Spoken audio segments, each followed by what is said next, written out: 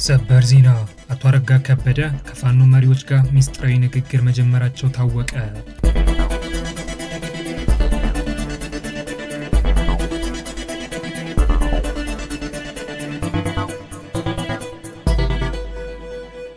ሰላም ጤና ይስጥልን ውድ የኢንፎርም ኢትዮጵያ ቤተሰቦች እንደምን ቆያችሁ? እነሆ ከታማኝና ውስጥ አዋቂ መረጃ ምንጮቻችን የሰበሰብናቸውና ለዚህ መረጃ ሰዓት የደረሱልን ወቅታዊ ጉዳዮች ይዘንላችሁ ቀርበናል።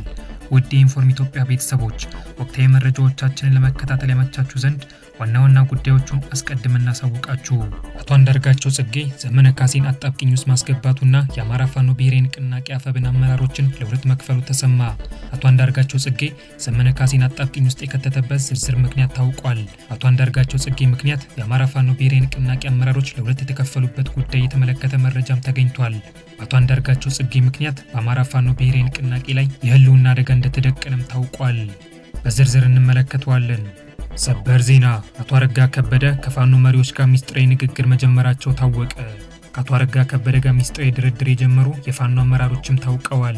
የአቶ አረጋ ከበደና የፋኖ አመራሮችን ድርድር ያመቻቹ ታዋቂ የፋኖ ወኪሎችም ተለይተዋል። አቶ አረጋ ከበደ ከፋኖ መሪዎች ጋር ያደረጉት ሚስጥራዊ ድርድር የተመለከተ ዝርዝር መረጃም ተገኝቷል። ከአቶ አረጋ ጋር በሚስጥር የተደራደሩ የአፋብን መሪዎች ያስቀመጡት የድርድር ቅድመ ሁኔታም ታውቋል። ይህንንም ጉዳይ በዝርዝር እንመለከተዋለን። ውድ የኢንፎርም ኢትዮጵያ ቤተሰቦች በዚህ መረጃ ሰዓት እነዚህና ሌሎች ጉዳዮችን በዝርዝር እንነግራችኋለን።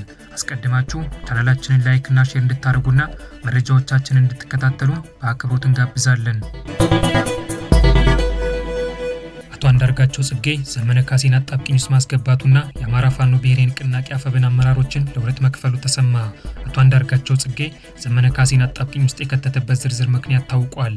በአቶ አንዳርጋቸው ጽጌ ምክንያት የአማራ ፋኖ ብሔራዊ ንቅናቄ አመራሮች ለሁለት የተከፈሉበትን ጉዳይ የተመለከተ መረጃም ተገኝቷል። በአቶ አንዳርጋቸው ጽጌ ምክንያት በአማራ ፋኖ ብሔራዊ ንቅናቄ ላይ የህልውና አደጋ እንደተደቀነም ታውቋል። በአቶ አንዳርጋቸው ጽጌ ምክንያት የአፋብኑ መሪ ዘመነ ካሴ አጣብቂኝ ውስጥ መግባቱ ተሰማ።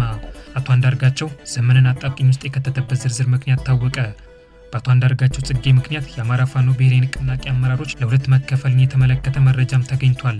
በአቶ አንዳርጋቸው ጽጌ ምክንያት በአማራ ፋኖ ብሔራዊ ንቅናቄ ላይ የህልውና አደጋ እንደተደቀነም ተነግሯል። በአማራ ክልል የሚካሄደውን በትጥቅ የተደገፈ የፋኖች የአመፅ እንቅስቃሴ በአደባባይ ከሚደግፉ የሀገራችን ታዋቂ ፖለቲከኞች መካከል አንዱ የሆነው አቶ አንዳርጋቸው ጽጌ አንከር ሚዲያ ላይ ሰሞኑን የሰጠው ቃለ ምልልስ በአማራ ፋኖ ብሔራዊ ንቅናቄ አመራሮች መካከል ክፍፍል መፍጠሩ ተነገረ። በአማራ ፋኖ ብሔራዊ ንቅናቄ ከፍተኛ አመራሮች መካከል ክፍፍል የተፈጠረው አቶ አንዳርጋቸው ጽጌ አንከር ሚዲያ ላይ ቀርቦ ከመሳይ መኮንን ጋር ባደረገው ቃለ ምልልስ ላይ ሰሞኑን ፖርት ሱዳን ላይ በተዘጋጀው የአፍሪካ ቀንድ ህዝቦች የጽምዶ መድረክ የተገኘው የአማራ ህዝብ ብቻ ሳይሆን የአማራ ፋኖ ብሔራዊ ንቅናቄን ጭምር ወክሎ እንደሆነም ከገለጸ በኋላ ነው። ከመሳይ መኮንን ጋር ባደረገው ቃለ ምልልስ ላይ ከዘመነ ካሴ ጋር የቅርብ ትውውቅ እንዳላቸው የገለጸው አቶ አንዳርጋቸው ጽጌ ፖርት ሱዳን ላይ በተዘጋጀው የጽምዶ መድረክ ላይ የተገኘው በአማራ ፋኖ ብሔራዊ ንቅናቄ ተወክሎ መሆኑን መግለጹን ተከትሎ በርካታ የንቅናቄው ከፍተኛ አመራሮች ትናንት በተደረገው የከፍተኛ አመራሮች መደበኛ ስብሰባ ላይ ዘመነ ካሴ ማንንም እያነሳ የአፋብን ተወካይ የማድረግ ስልጣን ከየት አመጣ የሚል ጥያቄ ማንሳታቸውም ታውቋል። በርካታ የአማራ ፋኖ ብሔራዊ ንቅናቄ ከፍተኛ አመራሮች ትግላችንን አቶ አንዳርጋቸው ጽጌን ከመሳሰሉ የከሰሩ ፖለቲከኞች ጋር ማስተሳሰር አደጋለሁ በሚል የአቶ አንዳርጋቸው ጽጌን የአፋብን ተወካይ መሆኑን የተቃወሙ ሲሆን ትናንት አማራ የሚባል ህዝብ የለም እያለ ሲያላግጥ የነበረውን እኔ ኦሮሞ ነኝ፣ አዲስ አበባም የኦሮሞ አያቶቼ የጥጃ ማሰሪያ ነበረች ብሎ መጽሐፍ እስከ መጻፍ የደረሰውን አንዳርጋቸው ጽጌ የአፋብን ተወካይ የተደረገበት ምክንያት ዘመነ ሊያስረዳን ይገባል የሚል ጥያቄ እንደተነሳም ታውቋል። ትናንት አጼ ሚኒሊክ በአድዋ ጦርነት የሞቱ ሙስሊሞች እንዳይቀበሩ አድርጓል የሚል ትርክት ፈጥሮ የአማራን ህዝብ ሙስሊም ጠል እንደሆነ የተናገረው አንዳርጋቸው ከአማራ ህዝብ ትግል ውስጥ መውጣት አለበት የሚል አስተያየት የሰጡ አመራሮች እንደነበሩም ታውቋል። በመጨረሻም ሁለቱ ከፍተኛ አመራሮች አንዳርጋቸው ጽጌ ራሱን የአማራ ህዝብ ወኪል የአማራ ህዝብ ታጋይ አድርጎ የሚያቀርበው በአማራ ፋኖ ብሔራዊ ንቅናቄ ላይ ተንጠልጥሎ የቆሸሸ የፖለቲካ ስብዕናውን ለማጽዳት ነው። ስለዚህ የአንዳርጋቸው ጽጌ የግብጽና የኤርትራ ጥቅም ለማስጠበቅ የሚሰራ የእንግሊዝ ሰላይ መሆኑ ተገልጾ የአማራ ህዝብ ጠላትነቱ ተጠቅሶ በአማራ ፋኖ ብሔራዊ ንቅናቄ መሪ ዘመነ ካሴ የተፈረመ መግለጫ መውጣት አለበት የሚል አቋም መያዛቸው ተጠቁሟል። በከፍተኛ አመራሮች ውሳኔ መሰረት አንዳርጋቸው ጽጌ የአፋብን ተወካይ ነኝ በሚል ህዝብ ከማደናገር ተግባሩ እንዲታቀብ የሚያሳስብና አንዳርጋቸው ጽጌን የሚያወግዝ መግለጫ በአፋብን የህዝብ ግንኙነት በኩል ተዘጋጅቶ የነበረ ቢሆንም በዘመነ ካሴ ትዕዛዝ ሳይወጣ መቅረቱ በዚህም የተነሳ በርካታ የአማራ ፋኖ ብሔራዊ ንቅናቄ ከፍተኛ አመራሮች ብስጭት ውስጥ መግባታቸው ታውቋል።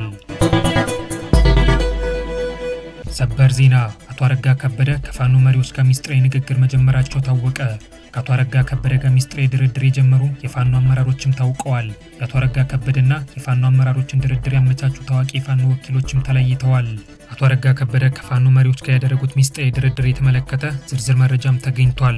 ከአቶ አረጋ ጋር በሚስጥር የተደራደሩ የአፋብኃ መሪዎች ያስቀመጡት የድርድር ቅድመ ሁኔታም ታውቋል።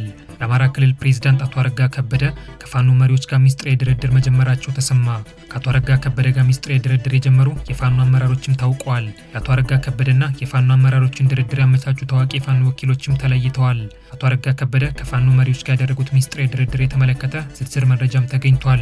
ከአቶ አረጋ ጋር በሚስጥር የተደራደሩ የአፋብኃ መሪዎች ያስቀመጡት የድርድር ቅድመ ሁኔታም ታውቋል። በአዲስ አበባ የሚገኘው የአሜሪካን ኤምባሲ በአሜሪካ ክልል የሚካሄደውን ግጭት በሰላማዊ መንገድ ለመፍታትና በአዲስ አበባ የሚገኘው የአሜሪካ ኤምባሲ በአማራ ክልል የሚካሄደውን ግጭት በሰላማዊ መንገድ ለመፍታትና መንግስትን ከፋኖ ጋር ለማደራደር ሚስጥራዊ እንቅስቃሴ ሲያደርግ መቆየቱ ተሰማ። አምባሳደር ኤርቪን ማሲንጋ ከጥቂት የአማራ ልሂቃን ጋር ከወራት በፊት የጀመሩት ሚስጥራዊ እንቅስቃሴ ውጤት ማሳየት መጀመሩም ታወቀ። የአማራ ክልል ግጭት በውይይትና በንግግር መፈታት አለበት በሚል በአምባሳደር ማሲንጋና የአማራ ልሂቃን በሚስጥር ሲያካሄድ የቆየው እንቅስቃሴ ጥሩ መስመር መያዙ አመልክተዋል። አምባሳደር ማሲንጋ ከሳምንታት በፊት በባህር ዳር ከተማ ያደረጉትን ድንገተኛ ጉብኝት ያስታወሱት ምንጮች አምባሳደር ማሲንጋ በባህር ዳር ቆይታቸው ከአማራ ክልል ፕሬዝዳንት አቶ አረጋ ከበደ ጋር ከፋኖ ጋር ስለሚደረግ ሚስጥራዊ ንግግር አንስተው ውይይት ማድረጋቸውም ጠቁመዋል። ከቀናት በፊት የአማራ ልሂቃን ተወካዮች የክልሉ ግጭት ከዚህ በላይ መቀጠል የለበትም፣ ግጭቱ በእውነተኛ ድርድር መፈታት አለበት፣ ከነዘመነ ጋር ፊት ለፊት መገናኘት አለባቸው የሚል አቋም ይዘው ከአቶ አረጋ ከበደ ጋር ውይይት ያደረጉ ሲሆን ፕሬዝዳንቱም ጥያቄውን መቀበላቸውና ከአፋብኃ መሪዎች ጋር ፊት ለፊት ለመገናኘት ፈቃደኛ መሆናቸው ታውቋል። አቶ አረጋ ከበደ በማንኛውም ሰዓት ከነዘመነ ጋር ፊት ለፊት ለመገናኘት ዝግጁ ነን የሚል ያልተጠበቀ ውሳኔ ማሳለፋቸውን ተከትሎ በአሜሪካ ኤምባሲና በአማራ ልሂቃን አመቻቾች አቶ አረጋ ከፌዴራል መንግስት እውቅና ውጪ ከአፋብኃ የሰሜን አሜሪካ ተወካዮች ጋር ሚስጥራዊ የስልክ ግንኙነት ማድረግ መጀመራቸውም ታውቋል። ከሰሞኑ የሰሜን አሜሪካ የአማራ ፋኖ ብሔራዊ ንቅናቄ ወኪል የሆኑት ሻለቃ ዳዊት ወልደ ጊዮርጊስ በአሜሪካን መንግስት ዋስትና ሰጪነት ወደ አዲስ አበባ እንዲመጡ የተደረገ ሲሆን ሻለቃ ዳዊት በአዲስ አበባ ቆይታቸው ከአምባሳደር ማሲንጋና ከአማራ ልሂቃን በተጨማሪ ከአቶ አረጋ ከበደ ጋር ፊት ለፊት እንደሚገናኙ ምንጮቻችን ጠቁመዋል። በአቶ አረጋ ከበደና በሻለቃ ዳዊት ወልደ ጊዮርጊስ መካከል አስቀድሞ የስልክ ውይይት የተጀመረ ሲሆን በስልክ ውይይቱ ላይ አቶ አረጋ ግጭቱ የአማራ ወንድማማቾች ግጭት ነው፣ የሚፈታውም በአማራ ወንድማማቾች ውይይት ነው፣ በክልሉ ግጭት የሚወድመውም የአማራ ህዝብ ሀብት ነው፣ ስለዚህ ማንም በመካከላችን ሳይገባ ችግሩን እኛው መፍታት እንችላለን ማለታቸውን ምንጮቻችን ገልጸዋል። የአቶ አረጋና የሻለቃ ዳዊትን ውይይት ተከትሎ አቶ አረጋ ከአማራ ፋኖ ብሔራዊ ንቅናቄ አፋብኃ የህዝብ ግንኙነት ኃላፊ አስረስ ማረ ዳምጤና ማርሻል ፀሐይ ጋር ለሰዓታት በሚስጥር መነጋገራቸውም ተረጋግጧል። በአቶ አረጋና በአስረስ መካከል በተደረገው ውይይት አቶ አረጋ መንግስት የፋኖን ጥያቄዎች ለመመለስ ዝግጁ እንደሆነ መግለጻቸው ታውቋል። በእነ አስረስ በኩል የግልና የቡድን ተብለው በርካታ ጥያቄዎች የቀረቡ ሲሆን ለትግሉ ምክንያት የሆኑ የአማራ ህዝብ ጥያቄዎች በፍጥነት ከተፈቱ ለእነሱና ለጓደኞቻቸው በመንግስት በኩል አስተማማኝ የደህንነት ዋስትና ከተሰጣቸው ወደ ሰላማዊ ትግል ለመመለስ ፈቃደኛ መሆናቸው እንደገለጹ ታውቋል። የአፋብኃ ተወካዮች ያቀረቧቸው ጥያቄዎች ከፌዴራል መንግስት ጋር እነጋገርበታለሁ ከሚል አጭር ምላሽ ውጪ በአቶ አረጋ ከበደ በኩል የተባለ ነገር ባይኖርም በሚቀጥለው ሳምንት አቶ አረጋ ከበደና እነ አስረስ ማረ ዳምጤ በአሜሪካ ኤምባሲና በአማራ ልሂቃን ዋስትና ሰጪነት አዲስ አበባ በሚገኘው የአሜሪካ ኤምባሲ ውስጥ ፊት ለፊት እንደሚገናኙ ምንጮቻችን አመልክተዋል። የአሜሪካ ኤምባሲ በጦርነቱ መካከል የህወሓትን ተወካዮች በራሱ ሄሊኮፕተር ጅቡቲ ድረስ ወስዶ ሲያደራድር እንደነበረ ሁሉ የሸኔ መሪዎችን ከወለጋ ጫካዎች ወደ ታንዛኒያ እንዳጓጓዘ ሁሉ እነ አስረስ ማረ ዳምጤን ከሚገኙበት ቦታ ሚስጥራዊ በሆነ መንገድ አንስቶ ዋስትናቸው በተጠበቀ መልኩ አዲስ አድርሶ ለመመለስ በአምባሳደር ማሲንጋ በኩል ቃል መግባቱ ታውቋል። ጎንደር ላይ ተቃውሞ መነሳቱ ተሰማ። የጎንደር ወጣቶች ምክትል ጠቅላይ ሚኒስትር ተመስገን ጥሩነህ እንዳፋጠጡም ታውቋል።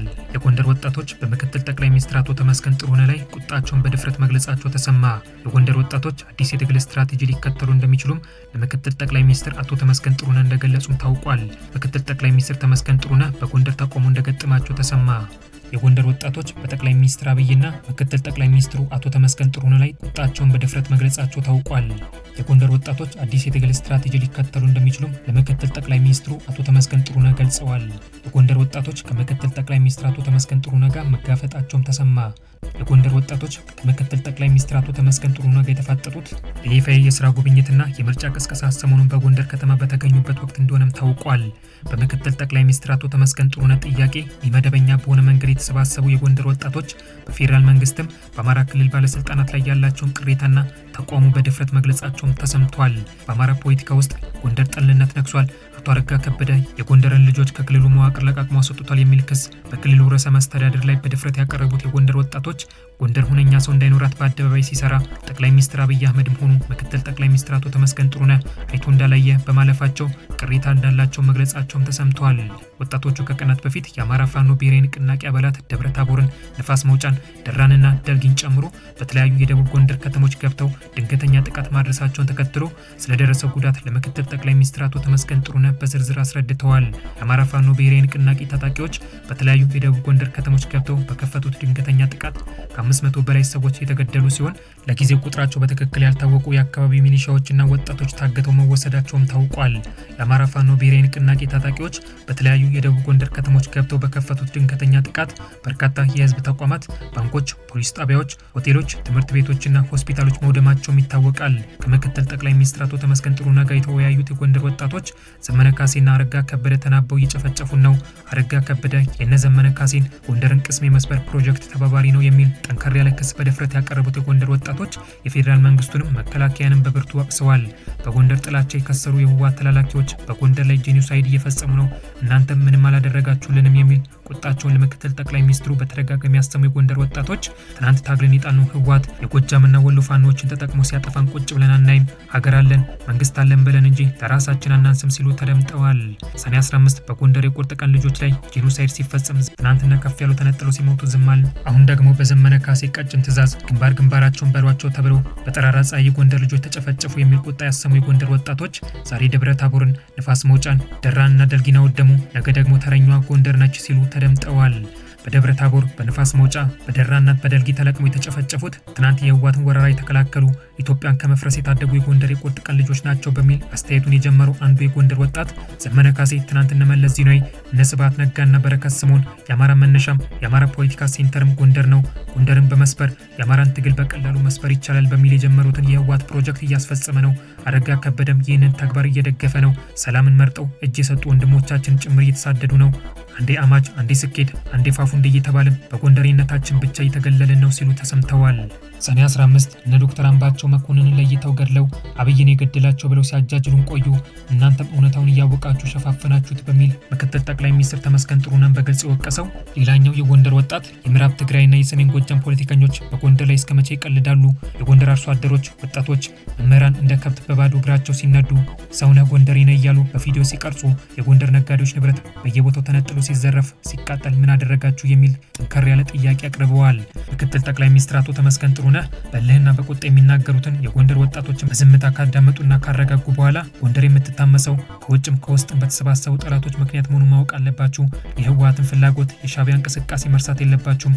የመገጭን ግድብ ለማደናቀፍ ግብጾች ጭምር እየተሯሯጡ ነው።